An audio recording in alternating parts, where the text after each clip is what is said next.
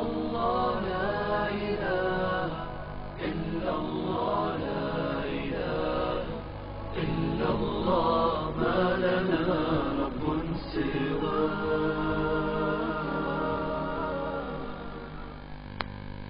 السلام علیکم ناظرین، مسلم ٹی وی کے پروگرام راہ ہدایت میں آپ کا خیر مقدم ہے، استقبال ہے. میں ہوں آپ کا میزبان محمد حسام الدین، اور اس وقت اسٹوڈیو میں ہمارے ساتھ موجود ہیں آپ کے سوالات کے جوابات دینے کے لیے مفتی محمد شوکت ثنا قاسمی صاحب. ناظرین، جیسا کہ آپ جانتے ہیں پروگرام راہ ہدایت دینی، مذہبی، شرعی، فقہی سوالات و جوابات پر مبنی پروگرام ہے، جس میں آپ ہم سے براہ راست سوال کر سکتے ہیں. آپ کے ٹیلی ویژن اسکرین پر جو ٹیلی فون نمبر دکھائے جائیں گے اس پر آپ ہمیں براہ راست کال کریں. انشاءاللہ قرآن حدیث کی روشنی میں مفتی محمد شوکت ثنا قاسمی صاحب آپ کے سوالات کے جوابات دیں گے. اس وقت آپ ہم سے ٹیلی فون پر گفتگو کر رہے ہوں، اپنے ٹی وی کی، ٹیلی ویژن کی آواز کو کچھ کم کر دیجیے، دھیمی کر دیجیے، تاکہ آپ کی آواز ہم تک صحیح طریقے سے پہنچ سکے. ساتھ ہی ساتھ سوالات کو پہلے سے تیار رکھیے. اپنا نام بتائیے اور کس مقام سے آپ کال کر رہے ہیں بتاتے ہوئے اپنا سوال آپ شروع کر سکتے ہیں، اور اس طریقے سے آپ ہمارے پروگرام کا حصہ بن سکتے ہیں. سب سے پہلے تو ہم اپنے اسٹوڈیوز میں مفتی محمد شوکت ثنا قاسمی صاحب کا ایک مرتبہ پھر تہ دل سے استقبال کرتے ہیں کہ آج الحمدللہ ہمارے درمیان وہ موجود ہیں. انشاءاللہ آپ کے سوالات کے جوابات دیں گے، آپ کی دینی اور فقہی مسائل میں رہنمائی انشاءاللہ وہ فرمائیں گے. ایک بغیر کسی تاخیر کے ایک کالر اس وقت ہمارے ساتھ ہیں، انہیں ہم اپنے پروگرام میں شامل کرتے ہیں. السلام علیکم. ہاں، السلام علیکم مفتی صاحب. وعلیکم السلام. پروگرام میں خیر مقدم ہے. کون صاحب کہاں سے؟ جی میں پٹنہ سے عامر بات کر رہا ہوں. جی عامر صاحب فرمائیے کیا سوال ہے؟ جی میرا سوال یہ ہے جی کہ ہم لوگ کے محلے میں ابھی یہ عید میلاد النبی کی ہر ایریا میں مطلب جھنڈا لگ رہا ہے اس کا، اور جھنڈے پہ کلمہ لکھا ہوا ہے جی، اور بینر چھٹ رہا ہے. جی تو میں نے غور کیا کہ بہت سے بینر پہ مطلب گر جاتے ہیں، بےحرمتی ہوتا ہے. جی تو یہ تو میرے خیال سے ایک طرح سے بے حرمتی یا بے ادبی میں داخل ہو سکتا ہے. جی ضرور انشاءاللہ. جی اور کوئی سوال آپ کا؟ جی میرا ایک اور سوال ہے کہ میں نے مولانا سے ایک بار اور کال کیا تھا، اور میں نے یہ اپنے روزگار کے بارے میں کہا تھا، تو انہوں نے کہا تھا یا لطیفو پڑھنے کے لیے 150 مرتبہ ہر نماز کے بعد. جی جی جی. تو یہ وہ کبھی کبھار چھوٹ جاتا ہے، مطلب ایسے کبھی انٹرویو میں کہیں گئے یا کہیں اور سب اسٹیشن میں جی جی جاب کے سلسلے سے چھوٹ جاتا ہے، تو کیا وہ 40 دن تک پورا پڑھنا پڑے گا؟ ٹھیک ہے، ضرور ضرور انشاءاللہ آپ کے دونوں جی ضرور آپ کے دونوں سوال انشاءاللہ شامل کرتے ہیں. بہت شکریہ پروگرام میں شامل ہونے کا کال کرنے کا. ایک اور کالر سب ہمارے ساتھ ہیں. السلام علیکم. السلام علیکم. وعلیکم السلام. وعلیکم السلام. پروگرام میں آپ کا استقبال ہے. کون صاحب کہاں سے؟ ابراہیم بول رہا ہوں میں پونا سے. جی محترم فرمائیے کیا سوال ہے؟ میرے دو سوال ہیں. ہمارے ابا کے ساتھ ایک شخص نا جو بولے تو 60,000 روپے ایک دن 7 دن کے اندر لا کے دیتا ہوں بول کے لے کے گئے تھے، وہ واپس ابھی تک آئے بھی نہیں. 2 سال ہو گئے آج تک وہ پیسہ انہیں فون ہوتا ہے تو بتاتے آپ میں کل لا کے دوں گا، میں ایڈمٹ ہوں، جی جی جی میں ICU میں ایسے بتاتے ہیں. اور دوسرا سوال یہ ہے کہ ہمارے ابا کے دونوں پیٹ میں بہت مونگے آتے ہیں، کیوں آتے اس کے لیے آسان سی دعا بتائیے. ایک اور مرتبہ سوال دہرائیں محترم. ہاں ہمارے ابا کے دونوں پیٹ میں مونگے آتے ہیں. جی جی دعا آسان دعا بتائیے. ٹھیک ہے ضرور انشاءاللہ آپ کے سوال کو شامل کرتے ہیں. بہت بہت شکریہ. میرا پہلا سوال ضرور ضرور انشاءاللہ دونوں سوال کو آپ کے شامل کریں گے. بہت بہت شکریہ پروگرام میں شامل ہونے کال کرنے کا. ایک اور کالر اس وقت ہمارے ساتھ ہیں. السلام علیکم. جی السلام علیکم. وعلیکم السلام. پروگرام میں خیر مقدم ہے. کون اور کہاں سے؟ جی میں دلی سے بول رہی ہوں رفت. جی فرمائیے کیا سوال ہے؟ جی میرے 2 سوال ہیں. جی پہلا سوال یہ ہے کہ حقیقت کا گوشت ماں باپ کھا سکتے ہیں کہ نہیں؟ ٹھیک ہے. اور دوسرا ہے کہ صلاۃ التسبیح کی جو نماز ہم لوگ پڑھتے ہیں اس کا فضیلت کیا ہے، اس کے مطلب فضیلت کے بارے میں تفصیل سے جاننا ہے. ٹھیک ہے ضرور انشاءاللہ آپ کے سوالات کو بھی شامل کریں گے. بہت بہت شکریہ پروگرام میں شامل ہونے کال کرنے کا. ایک اور کالر سب ہمارے ساتھ ہیں. السلام علیکم. السلام علیکم. وعلیکم السلام. پروگرام میں آپ کا خیر مقدم ہے. نعیم صاحب پٹنہ سے. فرمائیے کیا سوال ہے؟ جی سنا تھا مفتی صاحب سے کہ ہماری نتنی جو ہے وہ قرآن حفظ کر رہی ہے جی، اور وہ کر لیتی ہے تو کیا اس کے لیے بہتر ہوگا کیا؟ ٹھیک ہے. لڑکیوں جی. اور ایک سوال اور یہ تھا کہ جیسے ہم لوگ سچیوالیہ میں قریب 8-9 سال وہاں پر سروس کیا جی، تو وہیں کے تھوڑا دور آگے جا کے وہیں مسجد ہے جو ہمارے یہاں ابھی پولیس ہیڈ کوارٹر سے کہیں 6 کلومیٹر ہے جی. تو وہاں کے لوگوں سے بہت پرانا تعلق ہے. تو کبھی کبھی ہم لوگ وہاں پر نماز پڑھنے چلے جاتے ہیں जो सरकारी गाड़ी लेके चले जाते हैं, तो क्या ये सही है क्या सरकारी गाड़ी लेके जाना? ठीक है, जरूर इंशाल्लाह आपके सवाल को शामिल करेंगे। नईम साहब बहुत बहुत शुक्रिया, अच्छे सवाल आपने किए हैं, प्रोग्राम में शामिल होने का एक और मरतबा जज़ाकल्लाह। नाज़रीन, ये कुछ सवाल थे, इंशाल्लाह इनकी रहनुमाई हासिल करते हैं मुफ्ती शौकत सना क़ासमी साहब से। सबसे पहले आमिर साहब का सवाल पटना से, इस माह मुबारक और फिर इस वक्त जो बहरहाल सरगर्मियाँ चल रही हैं, ख़ास तौर पर रबीउल अव्वल के महीने के मुतालिक इंशाल्लाह गुफ्तगू करेंगे। आमिर साहब ने सवाल किया मुफ्ती साहब की ईद मिलादुन नबी के मौके पर शहर में झंडियाँ लगाई जाती हैं और समझिए के पोस्टर्स और इस किस्म की जो चीज़ें लगाई जाती हैं उस पर कलमा लिखा हुआ होता है, क्या इसके गिरने से या समझिए कि इसके फिर अपने गाड़ियों के नीचे आने से कोई बेअदबी या बदएहतियाती या समझिए कि क्या ये मुनासिब अमल है? देखिए, इस सिलसिले में दो बात अर्ज करना मुनासिब है। पहली बात तो ये है कि इस तरीके से झंडियों का लगाना और इस तरीके से जश्न मनाने का जो तरीक़ा है, ये तरीक़ा ही कुरान और सुन्नत से साबित नहीं है। इसीलिए पहली बात तो हम कोशिश करें कि जश्न का जो मौजूदा तरीक़ा है, ये तरीक़ा कुरान और सुन्नत और अमल सहाबा के ख़िलाफ़ है, इसीलिए इससे हम बचने की कोशिश करें। जहाँ तक मसला झंडियों का है, अगर कोई झंडी लगाना चाहता है तो ऐसी झंडियाँ लगाए जिस पे कलमा तहरीर न हो। जिस झंडी के ऊपर कलमा तहरीर हो वो जाहिर सी बात किसी न किसी दिन उसका अंजाम यही होने वाला है, कोई नीचे जाएगा या कचरे में फेंका जाएगा और इसका सारा का सारा वबाल उस शख्स पर जाएगा जिसने वो झंडा लगाया है। झंडे पर कलमे को लिखना, ला इलाहा इल्लल्लाह मुहम्मद रसूलुल्लाह को, फिर वो झंडों को लेकर जाना, अगर वो नीचे गिर रहा है और उसकी बेअदबी हो रही है तो उस बेअदबी का मुकम्मल जिम्मेदार वो शख्स होगा जिसने झंडा लगाया है। और जाहिर सी बात है, इस तरीके से कलमे की बेअदबी करना एक मुसलमान के लिए कतन जायज नहीं है। इसीलिए हत्तल इम्कान कोशिश हो कि बगैर कलमे की झंडी को लगाया जाए। पहली बात तो झंडा ही न लगाया जाए, अगर किसी वजह से लगाया भी गया तो बगैर कलमे के लगाया जाए। कलमे वाले झंडा लगाना ये कतन मुनासिब नहीं है। और जैसा कि आपने कहा कि ये इस तरीके के अमल मुनासिब नहीं है, लेकिन हम देखते हैं कि बहुत सारे लोग ख़ासतौर पर नौजवान होते हैं जो बहरहाल समझिए कि आम दिनों में उतने ज़्यादा दीन से, इस्लाम से उनका ज़्यादा रब्त जब्त नहीं होता, लेकिन बहरहाल एक ऐसा मौका है ईद मिलादुन नबी जिसमें कम अज़ कम वो झंडियाँ लगाने या फिर समझिए कि इस तरीके के कोई जलसे या जुलूस मुनक़िद करने के हवाले से तो कम अज़ कम इस्लाम के करीब आ रहे हैं। असल में ये तो सबसे बड़ी गलत फहमी है कि ये झंडा लगाकर कोई इस्लाम के करीब नहीं आ सकता। मैंने तो खुद देखा है कि रात भर झंडे लगाते हैं, फजर की नमाज नहीं पढ़ते हैं, ये दीन से कौन सा करीब होना हुआ। और जुलूस निकालते हैं, नमाज कज़ा होती है, लाइटिंग हो रही है, नमाज कज़ा हो रही है, जलसे हो रहे हैं, नमाज कज़ा हो रही है।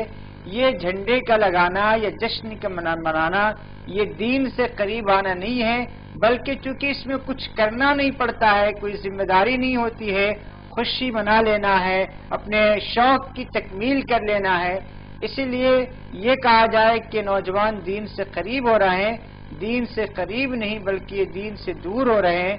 अगर इसे माह रबीउल अव्वल में वो नबी अलैहिस्सलाम की सुन्नतों पर अमल करते, नबी अलैहिस्सलाम पर कसरत से दुरूद पढ़ते, सीरत का मुताला करते, सीरत के बयानात सुनते, तो ये कहा जा सकता था कि वाकई उनके अंदर दीनदारी पैदा हो रही है और वो दीन से करीब होते चले जा रहे हैं। इसी मामले में लोगों का मतलब ये कहना होता है कि फरीक मुखालिफ कहीं न कहीं बहरहाल हमारे इन झंडों से, हमारे इन जलसों से, हमारे इन जुलूसों से मुतासिर होगा, उस पर एक रुआब डालने का भी तो बहरहाल एक अच्छा तरीका हो सकता है। देखिए, फरीक मुखालिफ पर झंडों के जरिए से कोई रोब नहीं डाला जा सकता है। इन्नल इज्जत लिल्लाहि जमीआ, इज्जत तो अल्लाह ताला के हाथ में है। सहाबा ने अपने अमल का रोब डाला था, अपने अखलाक का रोब डाला था, अपनी तालीम का रोब डाला था, अपने किरदार का रोब डाला था। इस्लाम अखलाक और किरदार का नाम है। सहाबा ने कहीं जश्न मिलाद पे झंडियां लेकर जुलूस नहीं निकाले थे। सहाबा ने अपना अखलाक पेश किया था, अपना किरदार पेश किया था। कितने सारे इलाके, इंडोनेशिया का बहुत सारा इलाका सिर्फ सहाबा के अखलाक से वहाँ पे इस्लाम फैल गया था, लोग इस्लाम को कबूल कर लिए थे। आज हमारे अखलाक ऐसे हो गए हैं कि लोग देखकर हमें दूर भागते हैं। ظاہر سی بات ہے روڈوں پہ ہم ہجوم کرے، ٹریفک کو جام کرے، گلال پھینکے اور اس طریقے سے برے برے نعرے لگائے تو اس سے سامنے والوں پر کیا روب جمے گا؟ بلکہ جب اس کا تہوار آئے گا تو وہ روب جمائے گا. تو یہ روب جمانے کا سلسلہ چلے گا، اشاعت دین کا اور خدمات دین کا سلسلہ نہیں چلے گا. تو جو صحابہ کا طریقہ تھا، جو اولیاء کا طریقہ تھا، جو فقہاء محدثین کا طریقہ تھا کہ انہوں نے اسلامی تعلیمات کو لوگوں کے سامنے پیش کیا، اسلامی اخلاق کو لوگوں کے سامنے پیش کیا، ہم وہ اخلاق کو پیش کرنے کی کوشش کریں. اس طریقے سے روب جمانے سے آج تک نہ فائدہ ہوا ہے اور نہ کوئی اسلام میں داخل ہوا ہے اور نہ داخل ہو سکتا ہے اس انداز سے. عامر صاحب نے پٹنہ سے ایک اور سوال کیا ہے مفتی صاحب کہ اس سے قبل انہوں نے روزگار سے متعلق ہم سے سوال کیا تھا. آپ نے اس کا انہیں یہ وظیفہ بتایا تھا کہ یا لطیفن وہ پڑھیں، اس کا ورد کریں، شاید 100 مرتبہ ایسے زائد مرتبہ. لیکن ان کا سوال یہ ہے کہ کیا یہ کنٹینیوسلی یعنی کہ مستقل 40 دن تک پڑھنا ضروری ہے؟ اگر اس میں درمیان کوئی کام آ جائے اور کسی وقت سے وہ سمجھیے کہ ایک دن سے اس کی سلسلہ اس کا منقطع ہو جائے تو کیا کوئی مشکل ہو سکتی ہے، یا پھر اس کا سلسلہ کیسے جاری رکھیں؟ کہ اس کو پڑھنے میں آپ کہیں ٹریفک میں ہیں، کہیں اسٹیشن پہ، کہیں بھی پڑھ سکتے ہیں. آپ گھر میں ہی پڑھنا کوئی ضروری نہیں. آپ سواری میں بیٹھے ہوئے سواری میں بیٹھ کر پڑھ سکتے ہیں. پابندی کرنے کی کوشش کیجئے. اگر کسی وجہ سے مجبوری ہے 40 دن تک پڑھنے کی کوشش کیجئے. اگر اس سے پہلے آپ کو جاب مل گیا پھر چھوڑ دیجئے. پونا سے ایک اور ہمارے کالر نے مجھ سے سوال کیا ہے کہ ان کے والد محترم سے کسی شخص نے پیسے ادھار لیے اور تقریباً 2 سال کا وقفہ ہو گیا ہے اور وہ واپس بھی نہیں کرتا ہے، فون کرنے پر اٹھا بھی نہیں رہا ہے. تو ایسے شخص کے لیے اب کیا کیا جائے؟ کیا سمجھیے کہ اللہ سے دعا کی جائے کہ وہ شخص بہرحال کچھ تائب ہو اور پھر ان کے پیسے ان تک واپس پہنچے؟ اس کا ایک طریقہ تو یہ ہے کہ معاف کر دیجیے، اللہ تعالیٰ دے گا آپ کو. دوسرا طریقہ یہ ہے کہ آپ اس کو وصول کرنے کے کوئی ذرائع آپ کے پاس ہے تو آپ اس کو وصول کرنے کی کوشش کیجئے. تیسرا طریقہ یہ ہے کہ اللہ تعالیٰ سے دعا کیجئے اللہ تعالیٰ کوئی خیر کے اسباب پیدا کر دے. ایک دوسرا سوال ان کا یہ ہے کہ ان کے والد محترم کے پیر عام طور پر سن ہو جاتے ہیں، جسے عام طور پہ چینٹیاں مر جانا یا مونگے آنا کہا جاتا ہے. تو کیا سمجھیے کہ دعاؤں سے اس کا کوئی علاج ہو سکتا ہے؟ فوری طور سے آپ اس وقت یعنی پیر کے اوپر رکھ کر رسول اللہ صلی اللہ علیہ وسلم پر درود پڑھیے، انشاءاللہ تبارک و تعالی کم ہو جائے گا. دلی سے نظر صاحبہ نے سوال کیا ہے کہ کیا عقیقے کا جو قربانی ہوتی ہے اس کا گوشت اس لڑکے کے ماں باپ کھا سکتے ہیں، استعمال کر سکتے ہیں؟ جب حضرت حسن اور حسین کا عقیقہ ہوا تھا تو نبی علیہ الصلوۃ والسلام نے حضرت فاطمہ کو فرمایا تھا کہ کھاؤ اور کھلاؤ، یعنی تم بھی کھاؤ اور دوسروں کو بھی کھلاؤ. اس سے معلوم یہ ہوتا ہے کہ ماں باپ، نانا نانی، دادا دادی سارے لوگ اس گوشت کو استعمال کر سکتے ہیں. ایک اور سوال ان کا یہ ہے صلاۃ التسبیح کے مطابق کہ صلاۃ التسبیح کی کیا فضیلت ہے، وہ جاننا چاہتی ہیں. نبی علیہ الصلوۃ والسلام نے اپنے چچا حضرت عباس سے فرمایا تھا کہ چچا جان صلاۃ التسبیح کی نماز روزانہ پڑھ سکتے ہیں تو پڑھیے، ہفتے میں پڑھ سکتے ہیں تو پڑھیے، مہینے میں پڑھ سکتے ہیں تو پڑھیے، سال میں کم سے کم ایک مرتبہ پڑھیے، زندگی میں کم سے کم ایک مرتبہ پڑھیے. اس کی برکت سے اللہ تعالیٰ انسان کے اگلے اور پچھلے گناہ صغیرہ اور گناہ کبیرہ سارے گناہوں کو اللہ تبارک و تعالیٰ معاف کر دیتا ہے. اسی لیے اللہ تعالیٰ اگر ہمت دے، حوصلہ دے تو کم سے کم ہفتے میں ایک دن اور خاص طور سے جمعہ کے دن اس نماز کو ضرور پڑھنا چاہیے. عام طور پہ ایسی جو نمازیں ہوتی ہیں صلاۃ التسبیح وغیرہ، عام طور پہ اس میں دیکھا جاتا ہے کہ خواتین ہی یہ نمازیں پڑھتی ہیں گھروں میں. کیا یہ صرف خواتین کے لیے ہی ہے؟ اصل میں رسول اللہ صلی اللہ علیہ وسلم نے تو حضرت عباس کو بتایا تھا جن کا تعلق خواتین کے طبقے سے نہیں ہے، لیکن ظاہر سی بات ہے یہ حکم حضرت عباس کے لیے نہیں ہے، پوری امت کے لیے ہے. اور امت میں خواہ مرد ہو خواہ عورتیں ہوں، سب کے لیے حکم ہے کہ اس نماز کو پڑھے. خواتین اگر پڑھتی ہے تو بہت دینداری کی بات ہے، لیکن یہ خواتین کے لیے خاص نہیں ہے. مرد حضرات بھی نمازوں کو پڑھ سکتے ہیں اور عام طور سے بزرگان دین کے پاس سے جمعہ کے دن اس نماز کے پڑھنے کا خاص معمول پایا جاتا ہے. نعیم صاحب نے پٹنہ سے سوال کیا مفتی صاحب کہ کیا لڑکی کو قرآن مجید کا حفظ کرانا بہتر عمل ہے؟ دیکھیے قرآن کا حفظ کر لینا یہ بہت بڑی نعمت ہے، بہت بڑی دولت ہے، خواہ مردوں کے لیے ہو خواہ عورتوں کے لیے ہو. لیکن خواتین کے لیے قرآن کریم کو حفظ کرنے کے بعد اس کو یاد رکھنا بہت مشکل ہو جاتا ہے، اس لیے کہ شادی کے مسائل ہیں، سسرال کے حالات کیا ہوں گے، پھر شادی کے بعد بچوں کے مسائل، کی ولادت کے مسائل، رضاعت، دودھ پلانے کی، پرورش کے مسائل. اس میں قرآن کریم پڑھنے کا موقع کب ملتا ہے؟ اور قرآن کریم کا مسئلہ یہ ہے کہ اگر کچھ دن تک آپ چھوڑ دیجئے تو وہ آپ کو چھوڑ کر چلا جائے گا، یعنی پھر آپ کے ذہن و دماغ سے وہ نکل جائے گا. اسی لیے اگر کسی عورت کے اندر یہ ہمت ہو یا حوصلہ ہو کہ وہ یاد رکھ سکتی ہے تو اس کے لیے بھی قرآن کریم کا حفظ کر لینا بہت اچھا ہے. لیکن اگر ایسا آگے چل کر ایسی کوئی اندیشہ ہو تو قرآن کریم مکمل حفظ کرنے کے بجائے ایک دو پارہ جیسے اما پارہ ہے، تبارک الذی یعنی 29واں پارہ ہے، اور اسی طرح خاص صورتوں کو حفظ کر لینا اور پورے قرآن کو اچھے انداز سے پڑھ لینا زیادہ بہتر ہے. ناظرین کالر اس وقت فون لائن پر ہمارے ساتھ ہیں، پروگرام میں شامل کرتے ہیں. السلام علیکم. وعلیکم السلام ورحمۃ اللہ. میں کانپور سے بول رہا ہوں، یوپی کانپور. جی محترم فرمائیے کیا سوال ہے؟ میں یہ پوچھ رہا ہوں مولانا صاحب سے کہ یہ 12 ربیع الاول کو یہ جو اس طرح سے جلوس وغیرہ نکالتے ہیں اور اس طرح سے ہم لوگ جشن مناتے ہیں، کیا یہ ہم نے اسلام میں اپنے یہاں جائز ہے؟ اس طرح سے نمازیں ہو رہی ہیں اور جلوس نکل رہا ہے، نمازوں کی کوئی پابندی نہیں کر رہے ہیں اور سارا مجمع جلوس میں چل رہا ہے. مولانا صاحب یہ پوچھنا ہے کیا یہ اس طرح شرکت جلوس میں کرنا چاہیے؟ ٹھیک ہے انشاءاللہ ایک اور مرتبہ آپ کے سوال کو شامل کرتے ہیں پروگرام میں.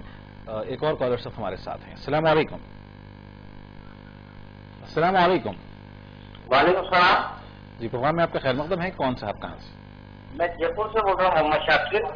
جی شاکر صاحب پروگرام میں استقبال ہے، فرمائیے کیا سوال ہے؟ میرا سوال یہ ہے جی میرا سوال یہ ہے کہ مفتی سے سوال یہ پوچھنا ہے کہ اللہ کے رسول کی حیات طیبہ کے اندر جی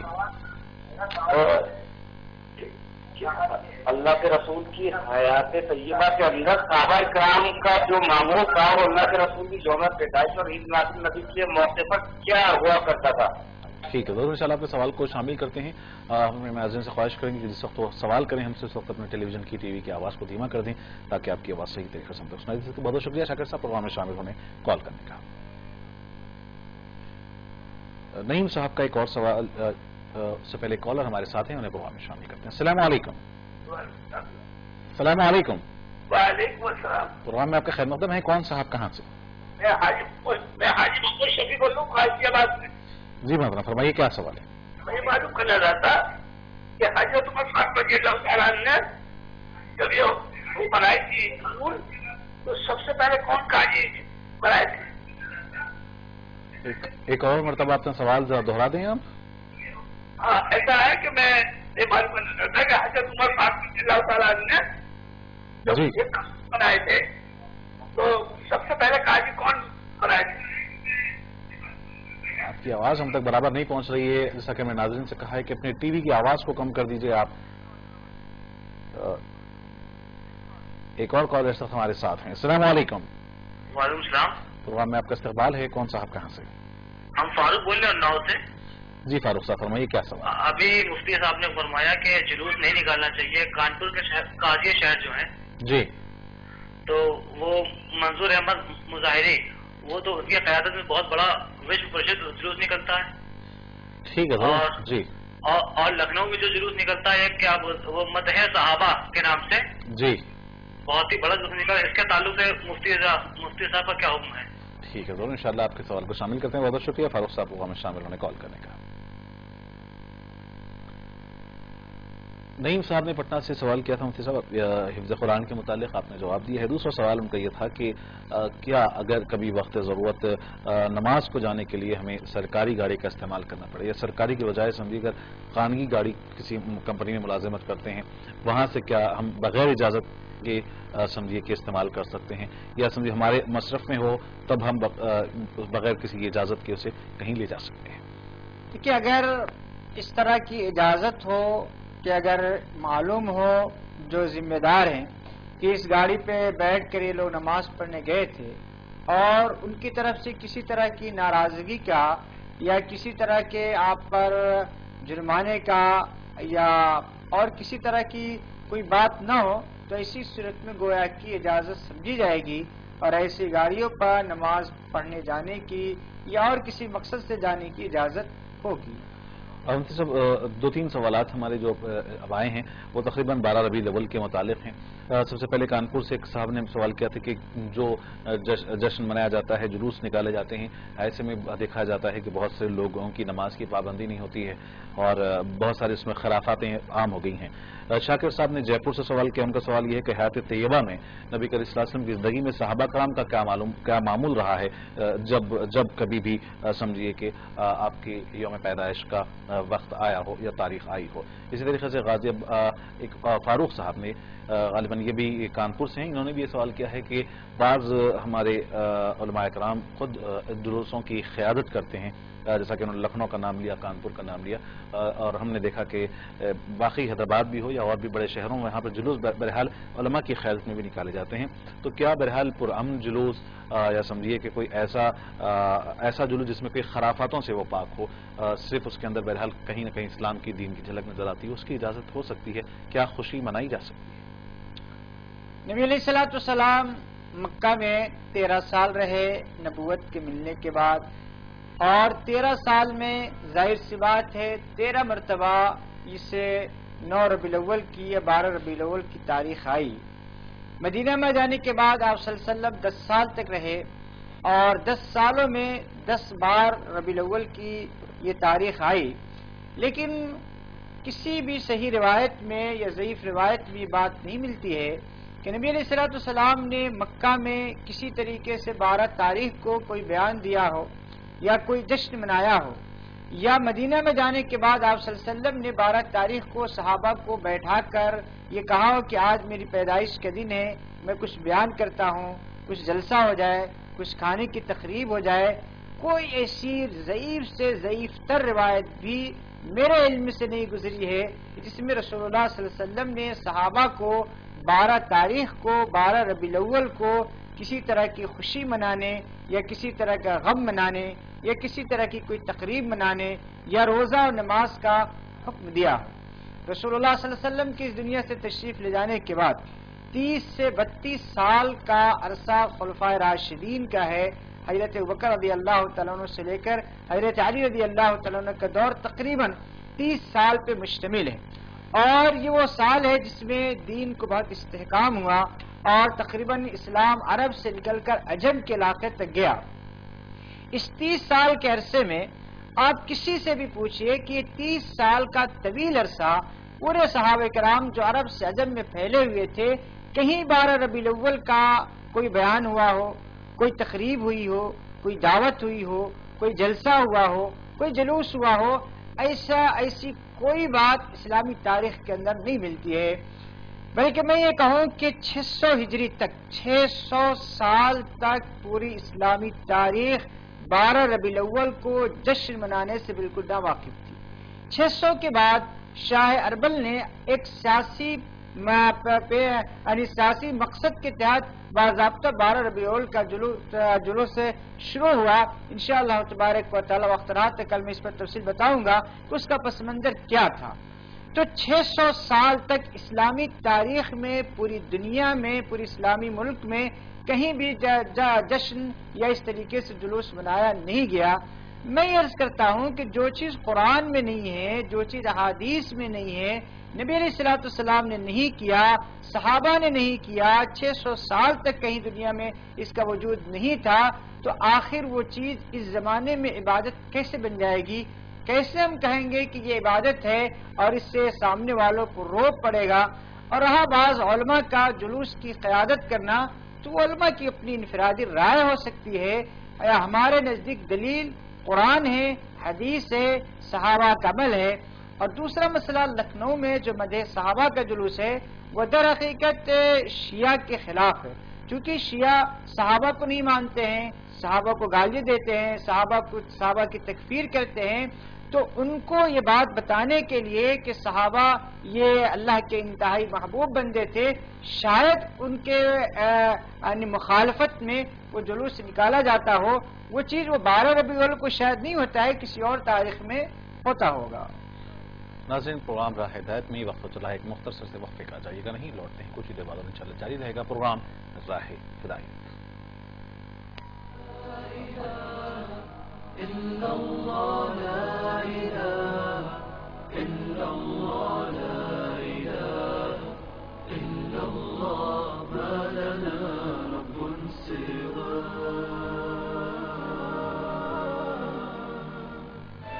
حسن جنت کا جسے رخ زیبا ملا، ہاں وہ زمین ارض کشمیر ہے،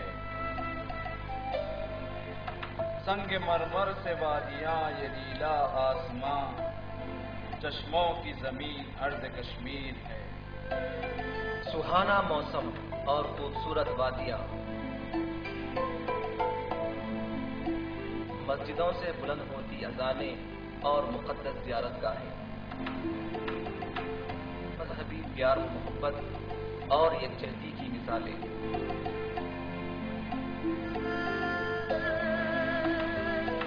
کشمیری ادب و ثقافت اور یہاں کی بہترین فنکاری، قدرتی وسائل تجارت، سیاحت اور دلچسپ کھیل۔ زمانے کی نظر اس کو کچھ یوں لگی،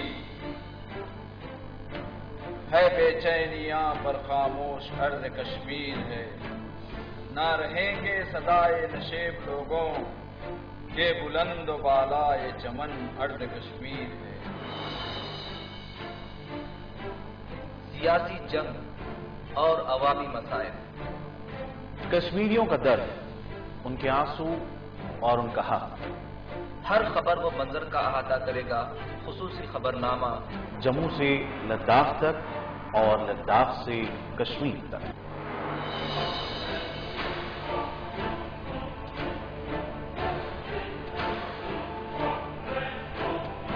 منصف کشمیر دیکھیے روزانہ شام 7:30 بجے صرف منصف ٹی وی پر۔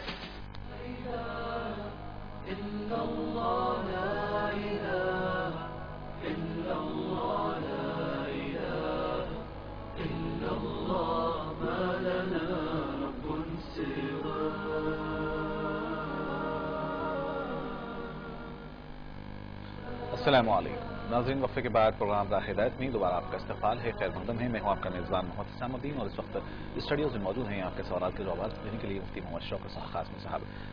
ناظرین، جیسا کہ وقفے میں جانے سے قبل آج ہمارے زیادہ تر سوالات اس موضوع پر رہے کہ کیا ربیع الاول اور خاص طور پر 12 ربیع الاول کی مناسبت سے جلد سے جلوس کا نکالنا اور پھر اس میں جھنڈیاں لگانا، کیا یہ شرعاً جائز ہے؟ اس پر مزید ہم گفتگو کریں گے، لیکن ایک کالر اس وقت ہمارے ساتھ ہیں، انہیں ہم اپنے پروگرام میں شامل کرتے ہیں۔ السلام علیکم۔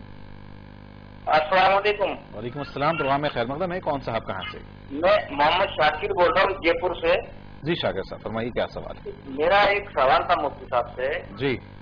وہ تھوڑا ربیع الاول سے ہٹ کر کے میری ایک بچی ہے 5 سال کی۔ جی۔ اس کا نام اقرا ہے۔ جی۔ تو وہ ایک تو بہت زیادہ غصہ اور جو ہے مطلب ضدی بہت زیادہ ہے، تو اس کے لیے کوئی دعا وغیرہ یا وظیفہ اگر ہو تو بتائیں۔ ٹھیک ہے، ضرور انشاءاللہ آپ کا سوال شامل کرتے ہیں۔ بہت بہت شکریہ محترم پروگرام میں شامل ہونے کال کرنے کا۔ ناظرین، ایک اور کالر صاحب ہمارے ساتھ ہے۔ السلام علیکم۔ السلام علیکم۔ شاید کال ڈراپ ہو گئی ہے، انہی کے سوال کو شامل کر لیتے ہیں۔ سب سے پہلے کہ شاکر صاحب نے سوال کیا ہے کہ لڑکی ہے، ان کی 5 سال کی، نام اقرا ہے، ضد بہت کرتی ہے بچی، تو کیا جو بچے ضد کرتے ہیں ان کے لیے کوئی خاص دعائیں ان پر کو پڑھ کر پھونکی جا سکتی ہیں، یا کوئی ان کا اس طریقے سے دعائیں کچھ پانی وغیرہ پر پڑھ کر دیا جا سکتا ہے تاکہ بچوں کی ضد کم ہو جائے؟ 24 پارے میں آپ 24واں پارہ الٹیے، اس کے 4-5 سطر کے بعد الیس اللہ بکاف عبدہ ایک آیت ہے، اس کو 7 مرتبہ یا 11 مرتبہ بچی کے سر پہ ہاتھ رکھ کے وہ دعا پڑھیے، انشاءاللہ تعالیٰ تھوڑے دن پڑھیے ٹھیک ہو جائے گی۔ اور جہاں تک مسئلہ بچوں کے پاس تو ایک ضد کی ہی نعمت ہوتی ہے، دولت ہوتی ہے، وہ بھی آپ دعا کے ذریعے سے ختم کر دینا چاہ رہے ہیں تو پھر بچوں کے پاس بچے گا کیا؟ جی ناظرین، کالر صاحب ہمارے ساتھ ہیں۔ السلام علیکم۔ السلام علیکم. السلام علیکم ورحمۃ اللہ وبرکاتہ. وعلیکم السلام. غالباً ہمارے اقبال صاحب ہیں. جی انور اقبال. انور اقبال صاحب جی پٹنہ سے. جی پٹنہ سے ماشاء اللہ. خیر مقدم انور اقبال صاحب پروگرام دیکھ رہے ہیں جی. ربیع الاول پر جو اتنی مستند باتیں آپ کہہ رہے ہیں اللہ اس پر سب مسلمانوں کو عمل کرنے کی توفیق دے. نمبر 1 بہت جامع اور معنی اور مستند حوالے سے جو 600 برس کی تاریخ دیا جزاک اللہ. مفتی صاحب کو اور شام صاحب آپ کو بھی. آپ سپلیمنٹری کوشچن بہت اچھا کرتے ہیں. ایک سوال ہے اس سے ہٹ کے اس سفر میں اگر نماز اثر پڑ رہے ہیں اور قضا ہو گئی اور گھر لوٹ آیا تو وہ نماز پوری کرنی پڑے گی یا اثر ادا کرنی ہوگی؟ نمبر 1. نمبر 2 یہ کہ اگر سفر میں غلط سمت میں نماز پڑھ لیا گیا اور بعد میں سمت کا اندازہ ہوا تو وہ نماز دہرانی چاہیے یا نہیں؟ یہ 2 سوال ہے. پہلا سوال اگر ایک مرتبہ آپ اور دوہرا دیں محترم. سفر میں اگر نماز ہم قصر پڑھ رہے ہیں اور کوئی نماز قضا ہو گئی جیسا کہ سواری پر بیٹھ گیا اور لمبا سفر پر تو ہم گھر پہنچ گئے تو سفر میں تو وہ قصر ہم پڑھ سکتے تھے. اب گھر آ گئے تو اس کی قضا ہم کو پوری کرنی ہوگی یا قصر پڑھنی ہوگی؟ ٹھیک ہے بہت بہت شکریہ انور اقبال صاحب پروگرام میں شامل ہونے کال کرنے کا. ایک اور کالر اس وقت ہمارے ساتھ ہیں. السلام علیکم. السلام علیکم. وعلیکم السلام. پروگرام میں آپ کا استقبال ہے. کون صاحب کہاں سے؟ میرے 2 سوال ہیں. جی. پہلا سوال ہمارے گھر کے بالکل قریب پڑوس میں سودی بار کاروبار کرتے ہیں. جی. ان کے گھر پہ رمضان کے مہینے میں خواتین کے لیے تراویح کا انتظام کیا جاتا. جی. ان کے گھر میں جا سکتے یا نہیں؟ اور دوسرا سوال جی. اگر ان کے گھر میں کوئی بھی دعوت ہو تو قبول کرنا چاہیے یا نہیں؟ جی ٹھیک ہے ضرور انشاءاللہ آپ کے سوال کو شامل کریں گے. ایک اور کالر اس وقت ہمارے ساتھ ہیں. السلام علیکم. وعلیکم السلام. پٹنہ سے میری ہماری آئی ہے کچھ سوال کریں گی؟ جی نہیں صاحب. جی آئیے. ہیلو السلام علیکم. وعلیکم السلام. پروگرام میں خیر مقدم ہے. فرمائیے کیا سوال ہے؟ سنیے نا کلمہ طیبہ ہم لوگ جو پڑھتے ہیں نا جی تو کچھ آدمی ہے نا ہم کو بولی ہے جی کلمہ طیبہ نہیں پڑھنا چاہیے بغیر کسی شیخ کی اجازت کی. تو کا کلمہ طیبہ نہیں پڑھ سکتے جب جتنا چاہے 100-200 بار یعنی فجر میں اثر میں یا کسی اور وقت کی؟ ٹھیک ہے ضرور انشاءاللہ آپ کے سوال کو شامل کرتے ہیں. بہت بہت شکریہ پروگرام میں شامل ہونے کال کرنے کا. ایک اور کالر سخت ہمارے ساتھ ہیں. السلام علیکم. جی پروگرام میں آپ کا خیر مقدم ہے. کون صاحب کہاں سے؟ جی کاغذ نگر سے. جی محترم کیا سوال ہے؟ جی ابھی جو بتا رہے تھے نماز کے بارے میں. جی جی جی یہ ناجائز ہوتا تو حکومت میں اتنا سارا مطلب یہ جشن منانا یہ کہاں سے شروع ہو گیا؟ اگر سے ناجائز ہے یہ حدیث میں نہیں ہے تو اس سے پہلے مفتی صاحب جو تجویز کی ہے قرآن کی آیت کتنے بار پڑھو یہ کون سی حدیث میں ہے؟ ٹھیک ہے ضرور انشاءاللہ آپ کے بھی سوال کو ہم شامل کرتے ہیں. بہت بہت شکریہ محترم پروگرام میں شامل ہونے کال کرنے کا. ایک اور کالر سب ہمارے ساتھ ہیں. السلام علیکم. السلام ورحمۃ اللہ وبرکاتہ. جی پروگرام میں آپ کا بھی استقبال ہے. کون صاحب کہاں سے؟ میں سید اسحاق بات کر رہا ہوں نظام آباد سے. اسحاق صاحب. جی محترم فرمائیے کیا سوال ہے؟ میں 1-2 سوال جاننا چاہ رہا ہوں. جی جی. کہ ایک جو ہے سو آدم علیہ السلام کے روضے مبارک کہاں پر ہے؟ جی. اور دوسری بات یہ سمجھ رہا ہوں کہ میں جو جھاڑ کی جو دوائیں نکلتی جھاڑ کی. جی. ہلو. جی جی آپ کی آواز آ رہی ہے فرمائیے. دوسرا جو ہے نا جھاڑ کی ڈاکٹر بتایا تھا میرے کو کہ گرمی کی شدت زیادہ ہو گئی. جی. تو اس کی جو اس کا جو شربت نکلتا نا. جی. وہی معلوم ہونا میرے کو. ٹھیک ہے ضرور انشاءاللہ آپ کے سوالات کو شامل کرتے ہیں. بہت بہت شکریہ. ایک اور کالر سب ہمارے ساتھ ہیں. السلام علیکم. السلام علیکم. السلام علیکم. وعلیکم السلام. پروگرام میں آپ کا خیر مقدم ہے. کون صاحب آپ کہاں سے؟ جی میں محمد عبدالقدیر حیدرآباد سے بات کر رہا ہوں. محمد عبدالقدیر صاحب. پروگرام میں آپ کا خیر مقدم ہے. عبدالقدیر صاحب فرمائیے کیا سوال ہے؟ جی ماشاءاللہ پہلے تو میں آپ کو مبارکبادی دوں گا کہ آج آپ کو خوبصورت ماشاءاللہ اچھے لگ رہے ہیں پہلے کے بنسبت. جی حیدرآباد قریب ہے اس لیے آپ قریب سے دیکھ رہے ہیں. جی جی بالکل. جی اور میرے 2 سوال ہے. سب سے پہلا سوال تو یہ ہے کہ جو سابق خان میں جو غزہ پہ جو حملے ہوئے تھے اسرائیل کی جانب سے تو اس وقت یہاں پر جو اسرائیلی پروڈکٹس کا جو ہے بائیکاٹ کیا جا رہا تھا. جی. تو کئی لوگوں نے جو ہے زور و شور سے اس میں حصہ لیا اور جس میں بھی ہوں. لیکن میں اب یہ چیز جاننا چاہ رہا ہوں کہ فی الحال تو وہاں پر ایسا کچھ معاملہ نہیں ہے تو سب جگہ کمپرومائز بھی ہو چکا ہے. تو کیا ایسی صورت میں کیا ویسے پروڈکٹ کا جو بہت ضروری ہے زندگی کے ضروریات کے لیے تو کیا اس کو پھر سے استعمال کر سکتے ہیں یا نہیں؟ ایک سوال ہے میرا جی. اور دوسرا سوال یہ کہ میں مسجد میں جمعہ کی نماز پڑھ رہا تھا تو ہمارے جو خطیب صاحب ہے انہوں نے کہا کہ آدم علیہ السلام کا نکاح پڑھایا گیا اور آدم علیہ السلام کا مہر حضور پر درود شریف بھیجنا تھا جی. اور اللہ تعالیٰ نے آدم علیہ السلام کا نکاح خطبہ نکاح پڑھایا. وہ خطیب صاحب نے ایسا کہا کہ اللہ تعالیٰ نے خطبہ نکاح آدم علیہ السلام کا پڑھایا. جی. تو کیا یہ چیز مطلب درست ہے؟ کہاں تک درست ہے؟ ٹھیک ہے، انشاءاللہ آپ دونوں سوالات کو شامل کرتے ہیں کہ اہم بات کی طرف آپ نے توجہ دلائی. بہت شکریہ عبدالقدیر صاحب کو ہمیں شامل ہونے کال کرنے کا. انور اقبال صاحب نے پٹنہ سے سوال کیا ہم صاحب کہ کیا سفر میں نماز ہم ادا نہ کر سکیں، فرض جو کہ ہمیں قصر پڑھنی تھی اور بہرحال اس کا وقت ہو گیا، اب ہم اپنے گھر واپس لوٹ آئے، تو ایسی صورت میں اب کیا ہمیں وہ جو نمازیں فرض نمازیں ان سے چھوٹ گئی ہیں اس کی اب قصر کر کے اسے نصف پڑھنی ہوگی یا مکمل نماز پڑھنی ہوگی؟ سفر میں اگر نماز قضا ہو جائے اور اس کو گھر آنے کے بعد پڑھ رہے ہیں تو قصر ہی پڑھیں گے. اسی طرح اگر آپ حضر میں ہیں، گھر پہ کوئی نماز قضا ہو گئی اور آپ سفر میں چلے گئے، وہاں آپ کے پاس وقت ہے اور قضا پڑھنا چاہ رہے ہیں تو گھر وطن میں چھوٹی ہوئی نماز کو سفر میں پڑھیں گے تو پوری پڑھیں گے، اور سفر کی چھوٹی ہوئی نماز جب گھر پہ آ کر پڑھیں گے تو پوری قصر کریں گے، اس میں پوری نہیں پڑھیں گے. ایک اور سوال ان کا یہ ہے کہ اگر سمجھیے کہ سفر میں تھے اور قبلہ کا رخ ہمیں معلوم نہیں تھا اور غلط سمت میں ہم نے نماز ادا کر دی، بعد میں معلوم ہوا کہ وہ سمت غلط تھی، تو کیا ایسی صورت میں بھی نماز کو دہرانا پڑے گا؟ اگر آپ نے کسی سے پوچھنے کے بعد یا تحری یعنی غور و فکر کرنے کے بعد نماز آپ نے پڑھ لی اور غلط سمت میں پڑھ لی تو کوئی حرج نہیں، آپ کی نماز درست ہو جائے گی.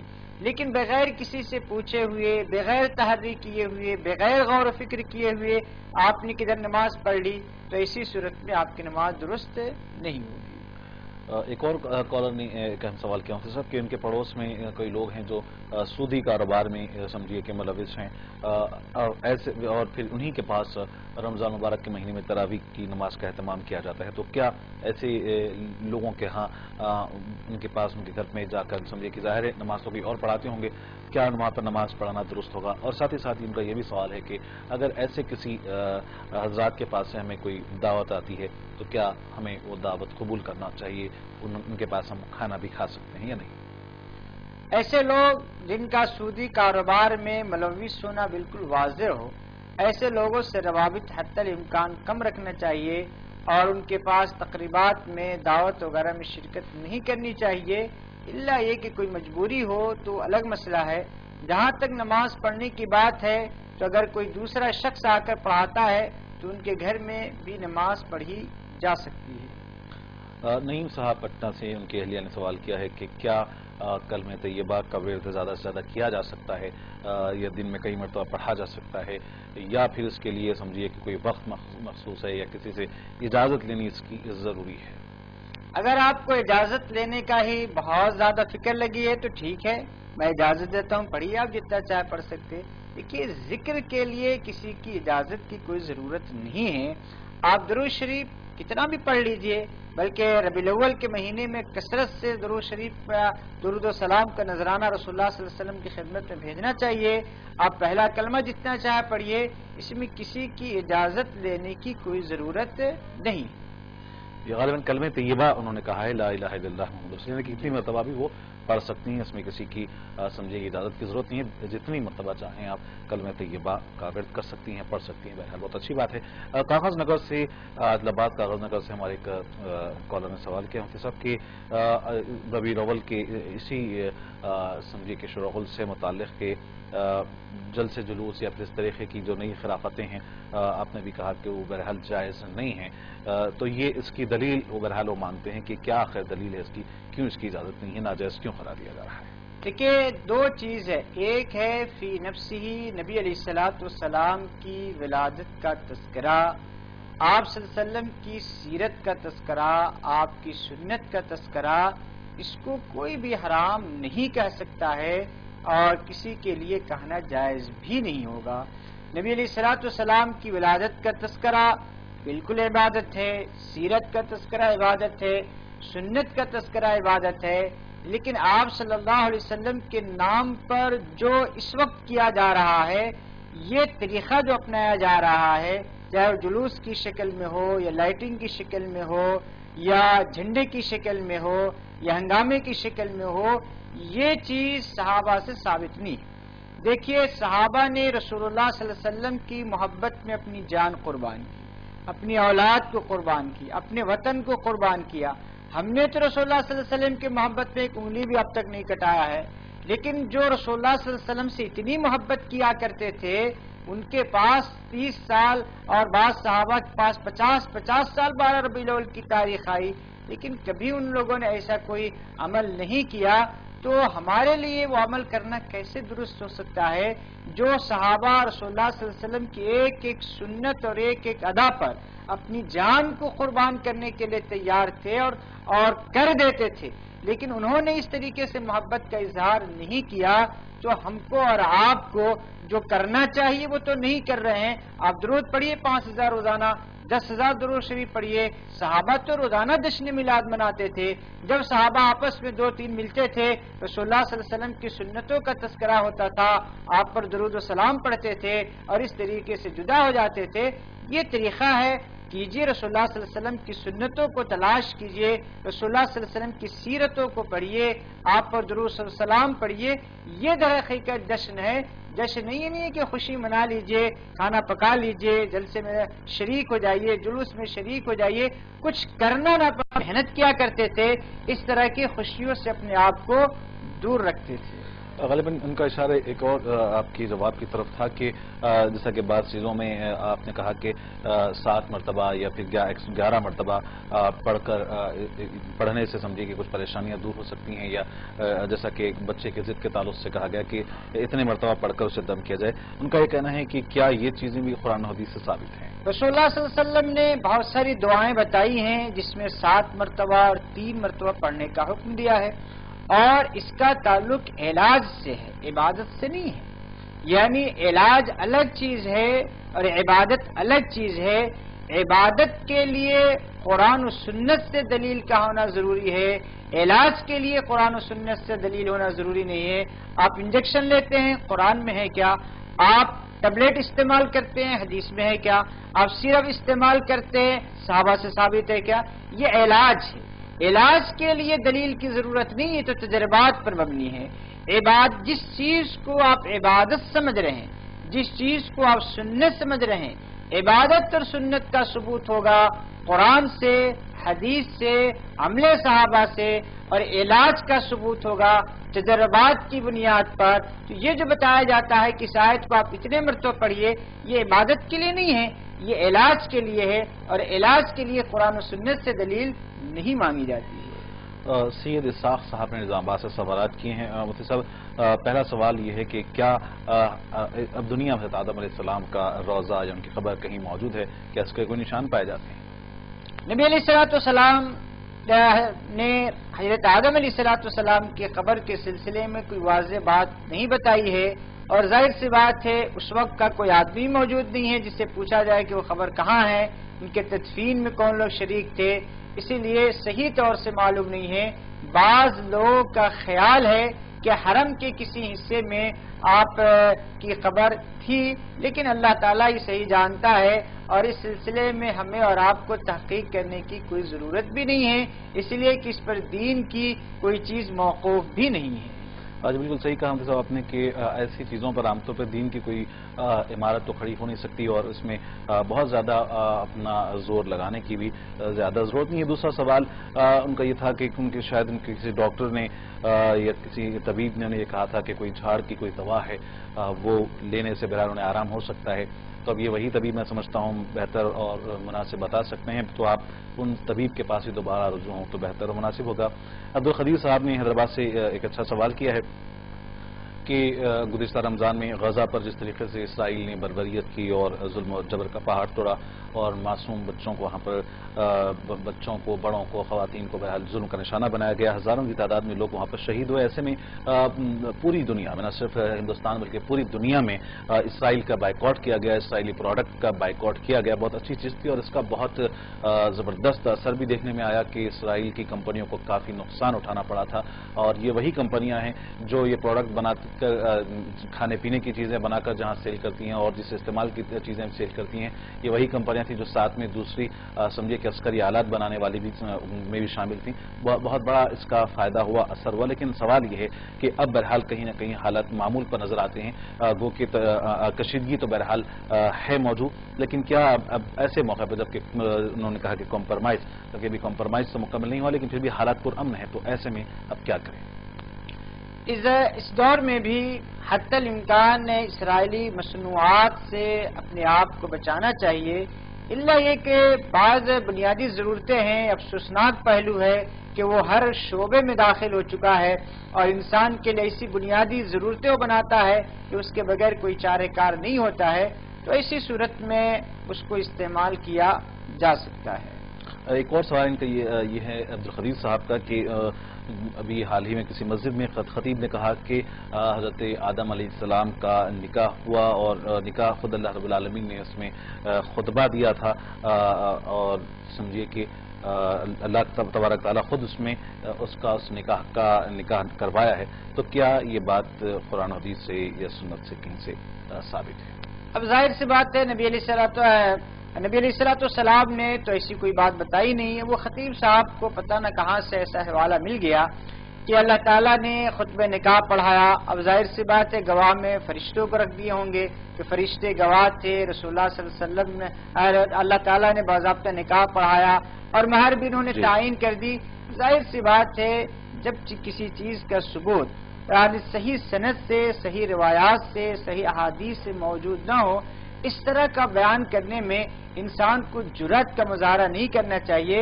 اس لیے کہ فرض کیجئے اگر یہ واقعہ غلط ہو جائے تو براہ راست اللہ تعالیٰ پر یہ الزام آئے گا کہ اللہ تعالیٰ نے ان کا نکاح پڑھایا تھا. اور اگر فرض کیجئے واقعہ کسی حد تک صحیح بھی ہو اور اگر اس کو بیان نہ کیا جائے تو اس امت کا کوئی بڑا نقصان ہونے والا نہیں ہے. اور اگر واقعہ غلط ہو جائے تو خود اس خطیب کے لیے بہت بڑا نقصان ہے اور سننے والا جب وہ سن کر اس بات کو نقل کرے گا تو ظاہر سی بات ہے اس کے لیے بہت بڑا نقصان ہوگا. اس لیے ایسی باتوں کو بولنے میں بہت زیادہ احتیاط برتنے کی ضرورت ہے جس کا ثبوت صحیح روایات میں موجود نہ ہو. ناظرین، پروگرام راہ ہدایت کا آج وقت یہیں پر ختم ہونا چاہتا ہے. انشاءاللہ پھر کل بھی آپ سے ہماری ملاقات ہوگی اور انشاءاللہ مفتی صاحب کل بھی ہمارے ساتھ یہاں موجود ہوں گے آپ کے سوالات کے جوابات دینے کے لیے. ہم آپ سے خواہش کرتے ہیں کہ سوالات کو پہلے سے آپ تیار رکھیں تاکہ ہم زیادہ سے زیادہ ناظرین کے سوالات کو اس پروگرام میں شامل کر سکیں. ایک مرتبہ پھر ہم تمام ناظرین کا اور ساتھ ہی ساتھ مفتی محمد شوکت حسن قاسمی صاحب کا بھی شکریہ ادا کرتے ہیں کہ آپ ہمارے ہاں تشریف لائے اور ہمارے آپ کے سوالات کے جوابات دیے. پروگرام راہ ہدایت کو آپ کے میزبان محمد اسلام الدین کو فی الحال یہیں پر ختم کرنے کی دیں اجازت اور دیکھتے رہیں منصف ٹی وی. خدا حافظ.